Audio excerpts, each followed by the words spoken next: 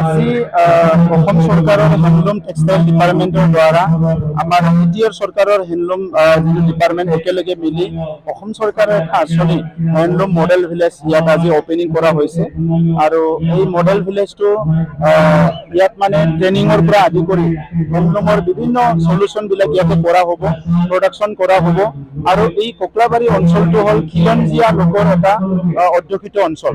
ইয়াত বড়ো, শৰণীয়া, মলাহী বিভিন্ন জনগোষ্ঠী আছে অসমীয়া আৰু চবে বোৱা কটাটো কৰে। তো সেইকাৰণে এই চেণ্টাৰটো এই অঞ্চলৰ আমাৰ দৰিদ্ৰ পৰিয়ালবিলাকক, দুখীয়া পৰিয়ালবিলাকক বহুতখিনি সহায় কৰিব আৰু হেণ্ডলুম আমি সকলোৱে জানো আমি পিন্ধাৰ লগতে আজিকালি ভাল ভাল ডিজাইনৰ কাপোৰবিলাক বহুত দাম লৈ বিক্ৰী কৰিব পাৰে আৰু আমাৰ মহিলাসকলে ঘৰতে থাকি গাঁৱতে থাকি সসন্মানে এই কামটো কৰি পেলাই ভাল এটা উপাৰ্জন কৰিব পাৰে।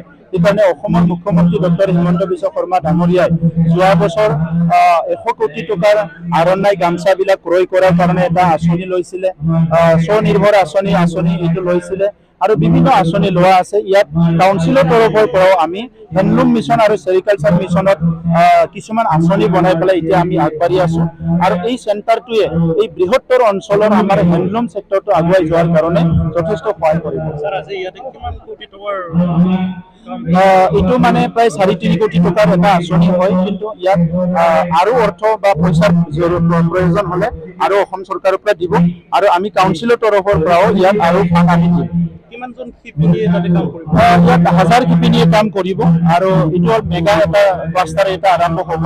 আমাৰ বিটিআৰত টোটেল আমি 4টা মেগা ক্লাষ্টাৰ 10,000 শিপিনীয়ে কাম কৰিব পৰা ক্লাষ্টাৰ এটা প্লেনিং কৰি আছোঁ।